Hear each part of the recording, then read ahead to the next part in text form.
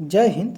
UP PCS, UP PSC, RO ARO, high court RO ARO के लिए हम तैयारी कर रहे हैं और आप हमारे साथ एग्ज़ाम में अव्वल और सफलता प्राप्त करने के लिए एक एक क्वेश्चन के साथ हम इतना ज़्यादा प्रयास कर रहे हैं कि एक क्वेश्चन में हमें कई सारे प्रश्न मिलते हैं और उन प्रश्नों को कंठस्थ करके हम अपने एग्ज़ाम में सफलता पाने का प्रयास करने वाले हैं। तो आज हम अर्थशास्त्र के लिए एक नए चैप्टर के साथ आर्थिक विकास से संबंधित इम्पोर्टेंट क्वेश्चन, चाहे वह किसी भी एग्ज़ाम में आया हुआ हो, और हमारा मेन फोकस है जो घटनाचक्र पुनरावलोकन में आए हुए क्वेश्चन है वह ज़रूर इसमें शामिल रहें।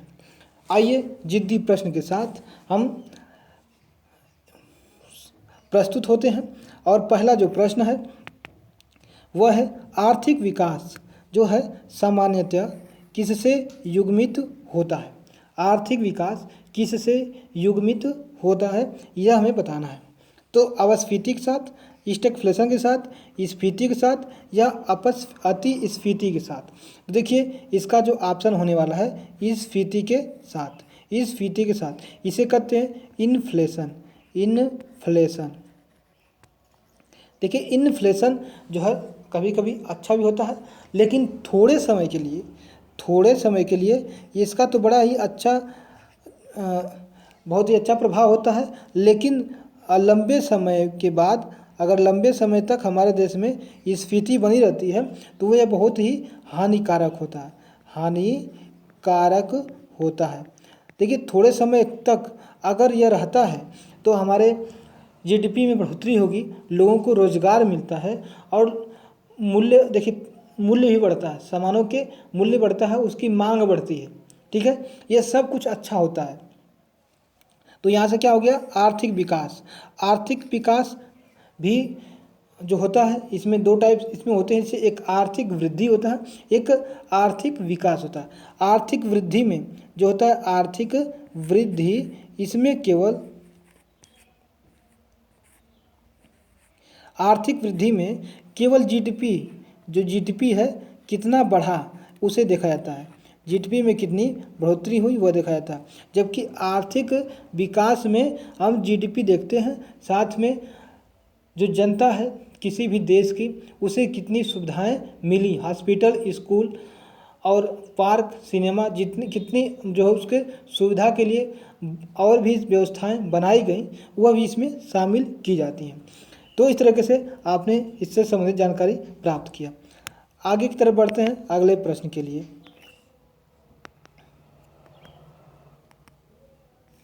अगला प्रश्न है, इसमें आप देख सकते हैं,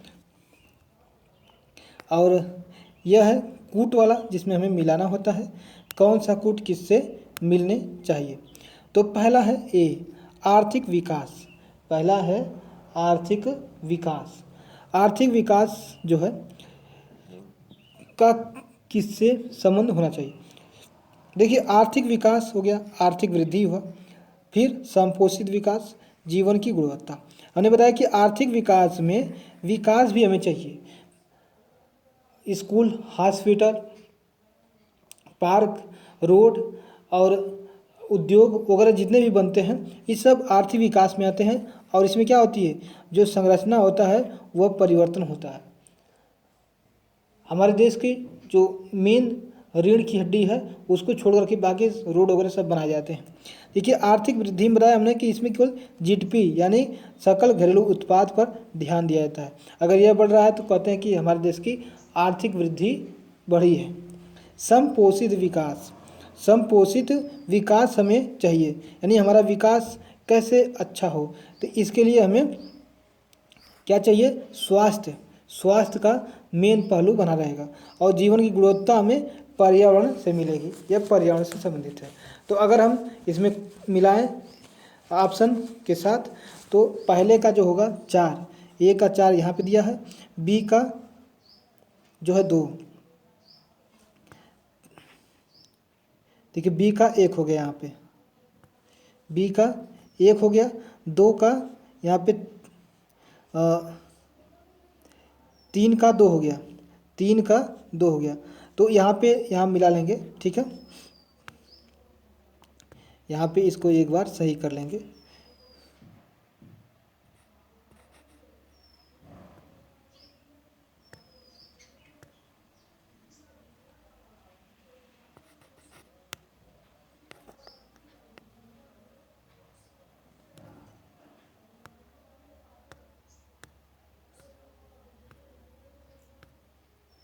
ये क्यों नहीं हो रहा है, मिटाने वाला नहीं हो पा रहा है।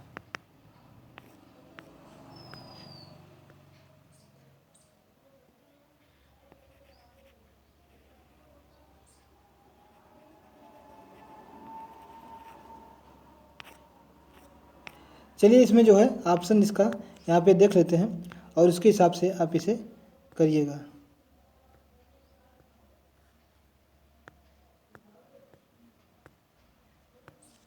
यहाँ से जो है जो 3 वाला है वो 3 नहीं बल्कि 2 का हो जाएगा और जीवन की गुणवत्ता यह 3 में चली जाएगी, ठीक है। इसलिए इसका ऑप्शन यह बन जाएगा। अब अगले प्रश्न की तरफ बढ़ते हैं। अगले प्रश्न के लिए जो अगला प्रश्न है यह है कि जीडीपी सकल घरेलू उत्पादन जीडीपी में विगत दशक में 4 गुना वृद्धि हुई है। दूसरे के हिसाब से जीडीपी में सार्वजनिक क्षेत्र की प्रतिशत अंश में विगत 1 दशक में कमी आई है, ठीक है। तो यहाँ आप देखिए 4 गुना पिछले दशक में, मतलब कि 10 साल में 4 गुना की वृद्धि बहुत ही कम चांस है कि 4 गुना की वृद्धि हो जाए। लेकिन यह 2010 में दिया गया है, यानी यह 2001 से 2010 के बीच में कह रहा है कि 4 गुना की जीडीपी में वृद्धि हुई है। ऐसा कोई बात नहीं है, बिल्कुल गलत है। सकल घरेलू उत्पाद जीडीपी में सार्वजनिक क्षेत्र के प्रतिशत अंक में क्या यह है कि कमी आई है। बिल्कुल सार्वजनिक क्षेत्र के प्रतिशत में क्या आई है, कमी आई है। इसलिए यहाँ पे केवल 2 यहाँ पे सही आंसर होने वाला। देखिए सार्वजनिक क्षेत्र जो होता है इसमें खेती बाड़ी जो होता है इसमें जीडीपी के अंश में कमी आ जाती है, बिल्कुल कमी आती है हमेशा। अगले प्रश्न की तरफ देखिए, यहाँ पे है कि मेल्ट डाउन कौन इसमें युग्म है, संयुग्मित है, ठीक है। तो और मंदी हो गया, यहाँ पे स्लो डाउन हो गया। तो देखिए इसमें मिलाना है कौन कौन से सुमेलित है यह बताने हैं। देखिए जो मेल्ट डाउन है वह क्या है, स्टॉक कीमतों की गिरावट से संबंधित है। मेल्ट डाउन जो स्टॉक कीमत होता है किसी भी चीज़ का, उसमें कितनी गिरावट हो गई है वो मेल्ट डाउन से इसे समझते हैं। इसमें जो भी प्रतिभूति होता है, बंध पत्र होता है, उसमें कीमतों में कमी आ जाती है, जिससे हम कहते हैं कि स्टॉक कीमतों में यह गिरावट आया है, मेल्ट डाउन से उसे संबंधित किया जाता है। देखिए मंदी यानी रिसेशन, तो जब मंदी आती है तो पैसे की जो मूल्य होता है वह पैसा कम हो जाता है और उसकी वैल्यू बढ़ जाती है, ठीक है, उसकी वैल्यू कम हो जाती है और हमें जो सामान होते हैं वह अब उतनी आसानी से नहीं मिल पाते हैं क्योंकि महंगे हो जाते हैं, जिससे कई देश जो है इससे परेशान हो जाते हैं। तो इसमें क्या होता है कि व्यवसाय उद्योग का संकुचन हो जाता है मंदी से। मंदी से क्या होता है, व्यवसाय और उद्योग का संकुचन हो जाता है, क्योंकि जो व्यवसाय उसमें महंगाई बढ़ जाता है और जो भी लोग होते हैं उनके लिए पर्याप्त सुविधाएं नहीं मिल पाती हैं और वे जो है कम पैसे होने के कारण सामान नहीं खरीदते हैं, और जब सामान नहीं खरीदेंगे तो जो व्यवसाय होगा, उद्योग होगा, वह धरा का धरा रह जाता है। इसलिए मंदी जो है यह इससे संबंधित नहीं है, समृद्धि दर से इसका कोई मतलब नहीं है। इस स्लो डाउन में क्या होता है कि आर्थिक जो क्रिया होती है, लेन देन खरीदारी वाला काम, वह भी कम हो जाता है, संकुचित हो जाता है। तो इसे हम क्या कहते हैं, स्लो डाउन कहते हैं। तो यहाँ पे केवल एक जो है सही है, मेल्ट डाउन वाला, ठीक है, इसमें केवल मेल्ट डाउन ही सही है। तो यहाँ पे ऑप्शन हो जाएगा केवल एक जो है यह सही होने वाला है। अगले प्रश्न की तरफ हम जब बढ़ेंगे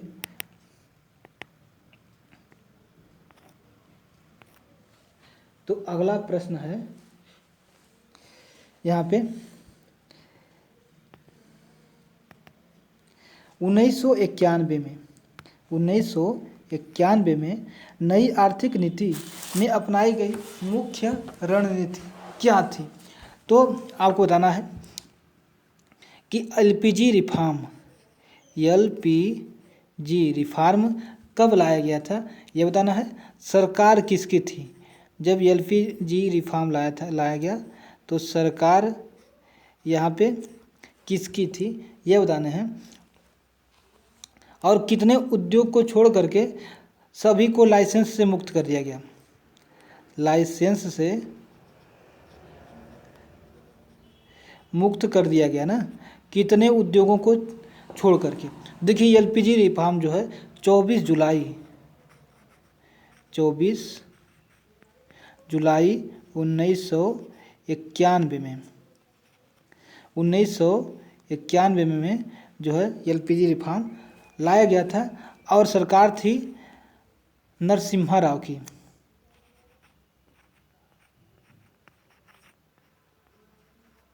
नरसिम्हा राव की यहाँ पे सरकार थी।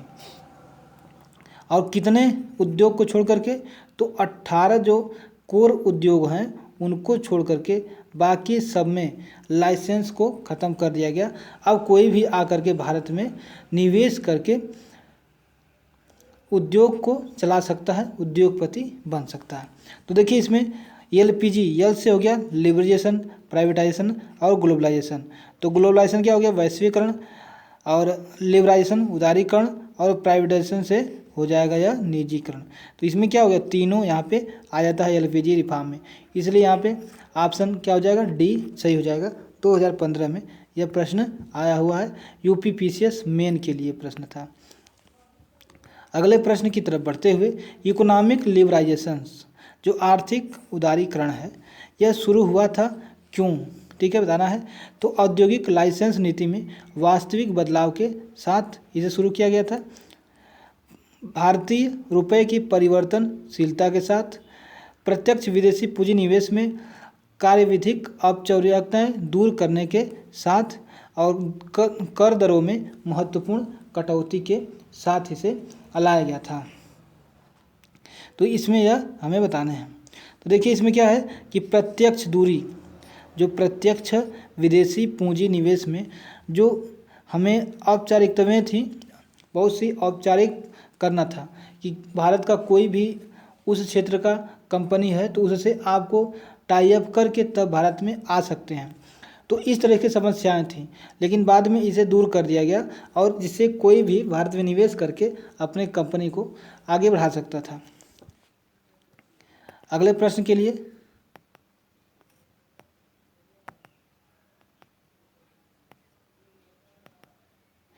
भारत में व्यावसायिक संरचना के वर्षों बाद भी लगभग वैसा ही बने रहने का एक कारण क्या है? हमारी जैसी पहले थी वैसे आज भी है। तो क्या कारण है कि हमारा जो निवेश का प्रतिमान पूंजी प्रधान उद्योग की दिशा में उन्मुख रहा है, यही कारण है? या कृषि में उत्पादकता इतनी अधिक रही कि जनता को कृषि में बने रहने की प्रेरणा मिली। जूत पर लगी अधिकतम सीमा के कारण अधिक लोगों को भू स्वामित्व मिला, उन्होंने कृषि में बने रहने का पसंद किया। आर्थिक विकास के लिए कृषि से उद्योग की दिशा में अंतरण के महत्व की जनता को अधिकतर जानकारी नहीं थी। तो देखिए यह हो सकता है, या तो निवेश का प्रतिमान पूंजी प्रधान उद्योग की दिशा में उन्मुख रहा है। ठीक है, तो देखिए सबसे पहले हम तो इसी के लेंगे, डी ऑप्शन यहाँ पे सही होगा, क्योंकि देखिए इसमें आर्थिक महत्व के लिए हमने कृषि के उद्योग की ओर जाना कम पसंद किया, इसीलिए जो जनता को जानकारी इसकी नहीं थी, और यही समस्या थी कि आज भी समस्या वही बनी हुई है हमारे यहाँ। और हमारे यहाँ पूंजी भी नहीं है, यह भी एक महत्वपूर्ण कारण है। अब है कि भारतीय अर्थव्यवस्था के उदारीकरण का पायनियर यानी अग्रदूत या पिता किसे कहते हैं? तो आप जानते ही हैं, यह है डॉक्टर मनमोहन सिंह, जो उदारीकरण यानी एलपीजी रिफॉर्म के ये जो है प्रणेता हैं, पायनियर है। इन्होंने भारत को एक बहुत बड़े समस्या से निकाला था 1991 में। अब सारी दुनिया हम भारत की तरफ देख रही थी कि भारत अब पूरी तरीके से बर्बाद हो जाएगा, क्योंकि केवल 15 दिन के लिए भारत के पास अब रुपए बचे थे भारत को अपनी आवश्यकताओं को पूरा करने के लिए। और उस समय दुनिया ताक रही थी कि कब भारत जो है डूबे और हम लोग जो है अपना रोटी सेकने के लिए भारत की तरफ बढ़ेंगे। लेकिन वहाँ पे मनमोहन सिंह ने अपनी सूझबूझ दिखाते हुए ऐसा हैट्रिक मारा कि चारों खाने चित हो गए सबकी। अब अगले प्रश्न की तरफ बढ़ते हुए हम देखते हैं कि देश की आर्थिक वृद्धि का सर्वाधिक उचित माप क्या है। हमें आर्थिक वृद्धि प्राप्त करनी है तो हमें किसकी माप उपयुक्त होगी, कैसे पता होगा आर्थिक वृद्धि के लिए? देखिए, सकल घरेलू उत्पाद, शुद्ध राष्ट्रीय उत्पाद, शुद्ध घरेलू उत्पाद या प्रति व्यक्ति आय। देखिए, आर्थिक वृद्धि के लिए हमें जीडीपी चाहिए। क्या चाहिए? जीडीपी। तो जीडीपी यहाँ पे दिया है सकल घरेलू उत्पाद, यही जीडीपी है। हम यहाँ से पता कर लेंगे जीडीपी से। ठीक है, आगे अगले प्रश्न के लिए बढ़ते हुए प्रश्न है कि किस अर्थशास्त्री ने भारत में सबसे पहले वैज्ञानिक दृष्टि से राष्ट्रीय आय की गणना करी थी? राष्ट्रीय आय की गणना सबसे पहले कौन करी थी वैज्ञानिक दृष्टि से? तो सबसे पहले कौन की थी? तो VKR राव समिति ने या VK राव ने। कब? 1934 ईस्वी में। और सबसे पहले कौन की थी? तो सबसे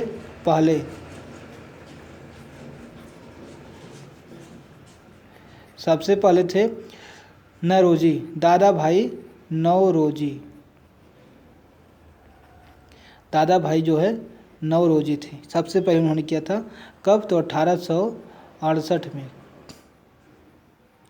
ठीक है, 1868 में इन्होंने बताया था। और भारत की जो प्रति व्यक्ति आय है 20 रुपया है, यानी एक महीने में वहाँ पे 20 रुपये वो कमाते थे।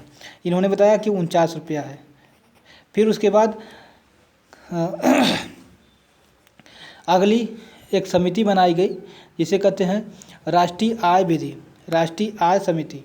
और राष्ट्रीय आय समिति से आय निकालने का प्रयास किया जाता है। भारत में राष्ट्रीय आय समंकों का आकलन किया जाता है।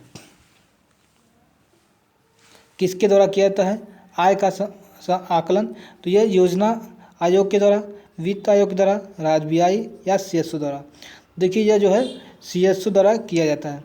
लेकिन आज के समय में यह NSO द्वारा या NSSO द्वारा किया जाता है, क्योंकि पहले जो है जब ये CSO नहीं था तो उस समय NSO के द्वारा होता था। बाद में CSO आया तो CSO से होने लगा।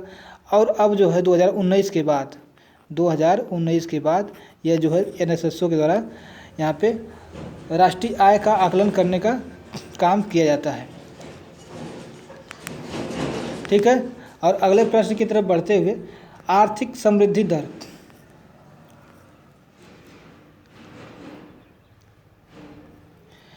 चलिए आइए आगे की तरफ बढ़ते हैं अगले प्रश्न के लिए। यहाँ पर जो प्रश्न है, भारत में पूंजी निर्माण के आंकड़े एकत्रित करने का काम कौन करता है?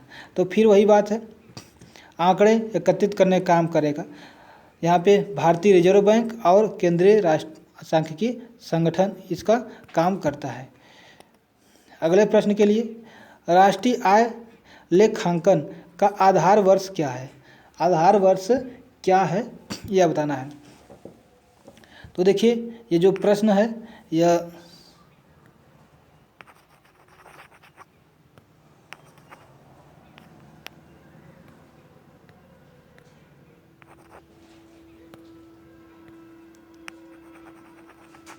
छोड़िए, जान दीजिए, हो नहीं रहा है।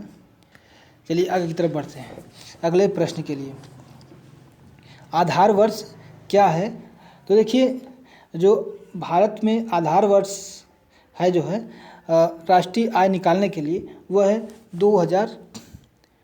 देखिए, आधार वर्ष का क्या अर्थ है यहाँ बताना है। तो जिस वर्ष की आय का उपयोग मौद्रिक GDP की गणना के लिए किया जाता है उसके लिए है, या जिस वर्ष की कीमतों का उपयोग मौद्रिक जीडीपी गणना के लिए किया जाता है, या जिस वर्ष की कीमतों का उपयोग वास्तविक जीडीपी की गणना के लिए किया जाता है वह होता है आधार वर्ष। तो भारत में जो जीडीपी की गणना के लिए या राष्ट्रीय आय गणना के लिए जो आधार वर्ष है 2011 और 2012 है। ठीक है, 2011 और 2012 इसका यह है। और इसके पहले 2005 या 2006 था।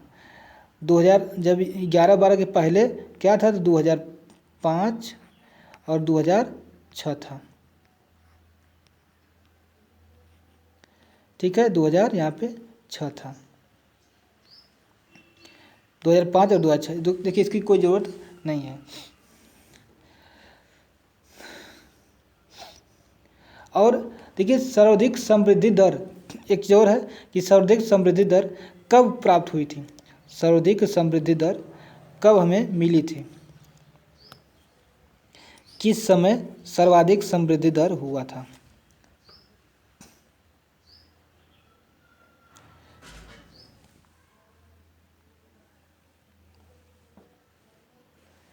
किस वर्ष सर्वाधिक समृद्धि दर,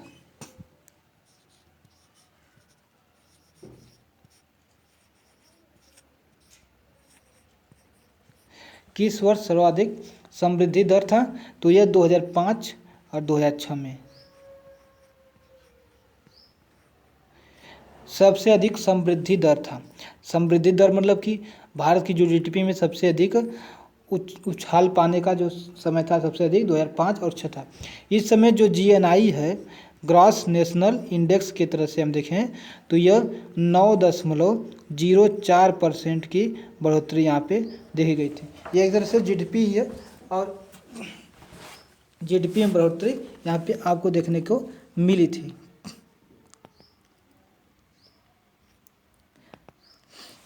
अगले प्रश्न के साथ यहाँ पे बता रहे हैं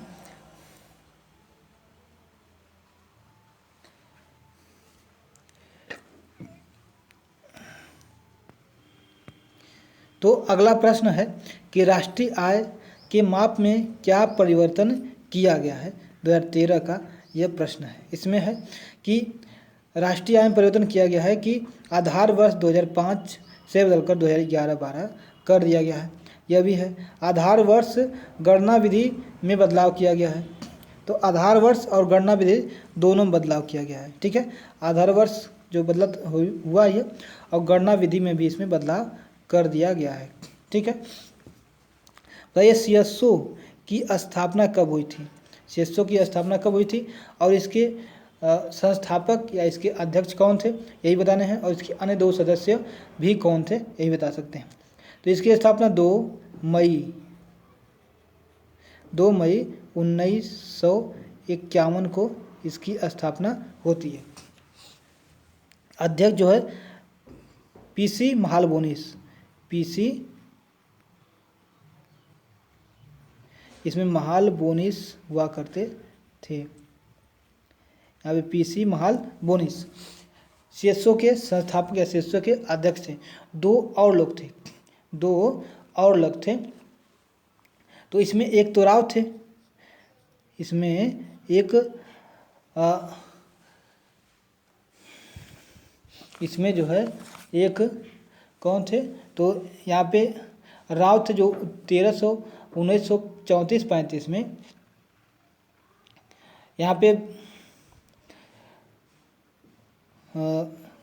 राष्ट्रीय आय की गणना करने में उन्होंने सफलता प्राप्त की थी। और इसके बाद एक और थे, इसके बाद एक और थे। तो इसके बाद आगे की तरफ बढ़ते हैं अगले प्रश्न के लिए। और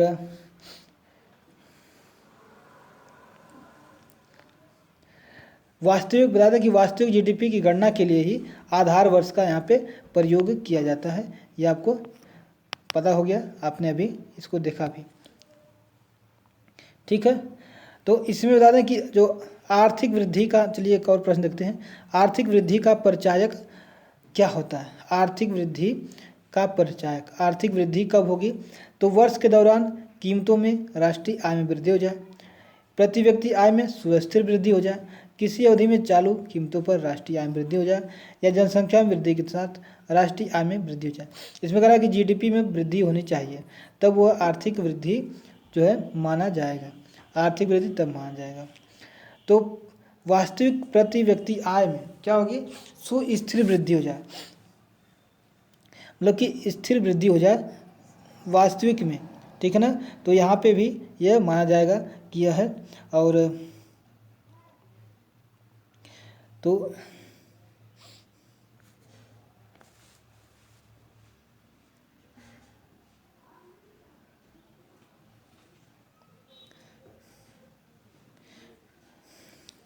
ठीक है, तो इसमें जो है जो प्रश्न का उत्तर हो पाएगा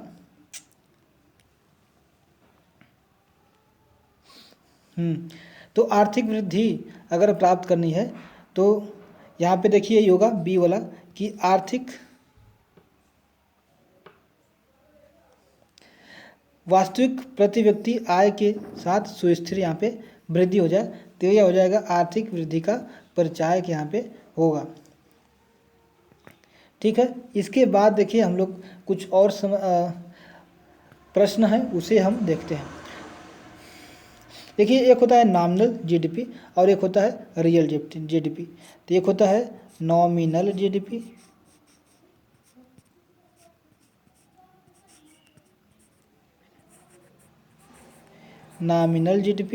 और एक होता है रियल जीडीपी। रियल को वास्तविक जीडीपी हम लोग कहते हैं। तो इसमें समझते चलिए,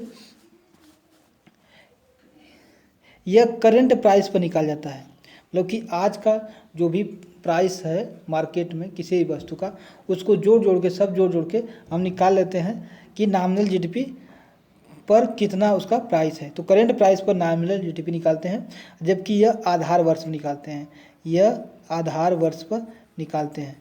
आधार वर्ष कितना है, तो 2010, 2011 और 12 है।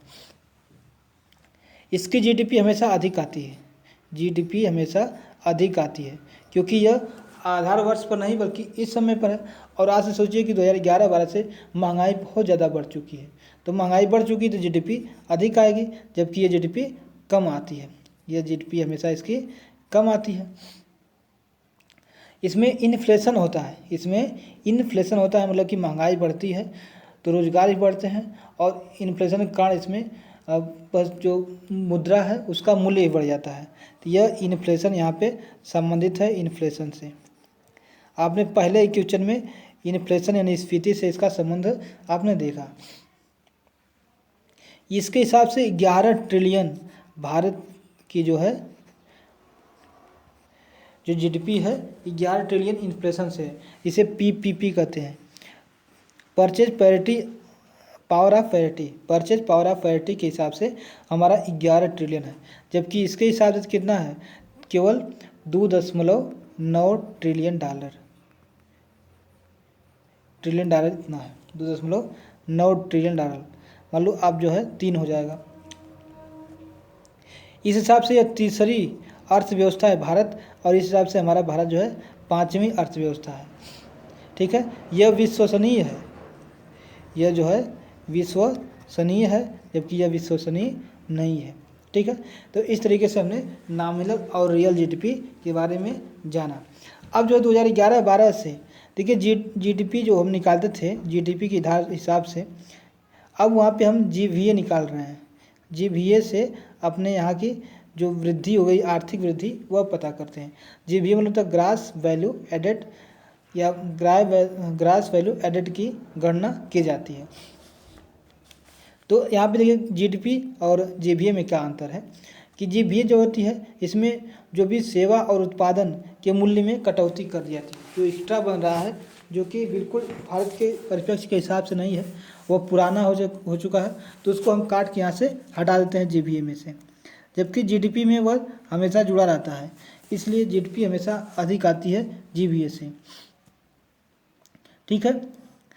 और ये देश के भीतर जितने भी उत्पादन हो रहे हैं सबको जोड़ लेता है, और ये सबको नहीं जोड़ता है बल्कि कुछ जो मध्यवर्ती सेवा है, बीच वाली सेवा है, उसे हटा देता है।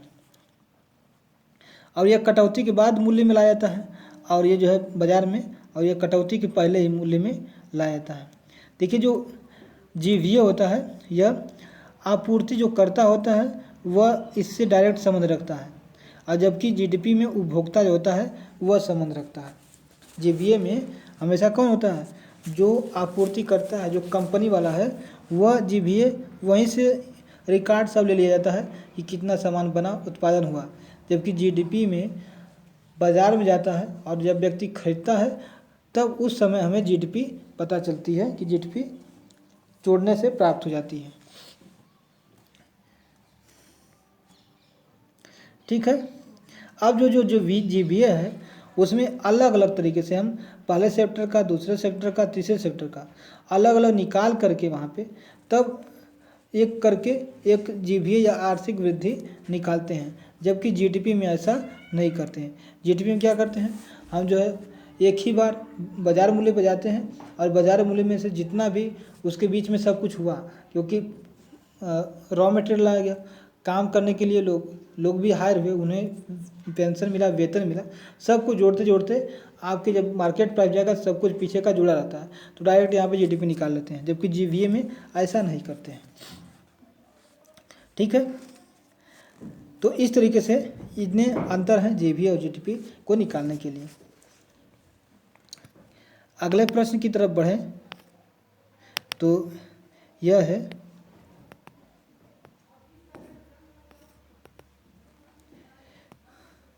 कि आर्थिक विकास के लिए बहुआयामी उपागम की आवश्यकता है। आर्थिक विकास के लिए बहुआयामी उपागम की आवश्यकता है। कारण है कि वर्तमान भारत सरकार मुख्यतः सूक्ष्म आर्थिक विषयों के ध्यान पर केंद्रित कर रही है। तो बिल्कुल यह गलत है। सूक्ष्म ही नहीं बल्कि जो माध्यमिक है उस पर भी काम कर रही है, और हमें बहुआयामी उपागम की ज़रूरत तो है ही है। इसलिए केवल एक कथन सही है और आर जो है यहाँ पे गलत यहाँ पे हो जाता है।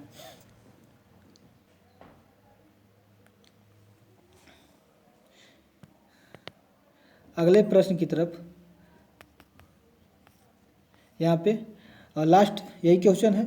तो इसके साथ हमने बताया कि आर्थिक समृद्धि और आर्थिक विकास जो दो चीज़ें होती हैं, इनमें क्या अंतर है। तो देखिए आर्थिक जो समृद्धि है उसमें केवल जीडीपी में परिवर्तन देखा जाता है। जो आर्थिक समृद्धि है, देखिए जो समृद्धि है, आर्थिक समृद्धि, उसमें केवल जीडीपी,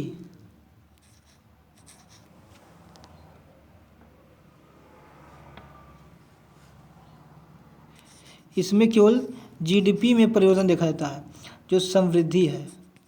ठीक है। और जो जीडीपी है, देखिए समृद्धि है और एक विकास होता है, आर्थिक विकास होता है। तो आर्थिक विकास में जो है क्या होता है, और यहाँ पे समृद्धि हो गया है, वृद्धि बोल सकते हैं इसको, वृद्धि हो गया। तो इसमें केवल जीडीपी में परिवर्तन देखते हैं, जबकि विकास जब होता है तो इसमें जीडीपी तो ये होता है, साथ में समाज उत्थान के लिए क्या, समाज उत्थान के लिए क्या काम हुए वह भी यहाँ पे देखे जाते हैं। तो इस तरह से आपने सभी पहलू और जितने भी शब्द थे आपने उसे बहुत ही अच्छे तरीके से समझा। फिर भी अगर आपको कोई क्वेरी है, जो नौ चीज़ समझ में आया हो, आप पूछ सकते हैं कमेंट बॉक्स में। आज के लिए बस इतना ही, मिलेंगे फिर नए वीडियो में नए प्रश्नों के साथ। जय हिंद।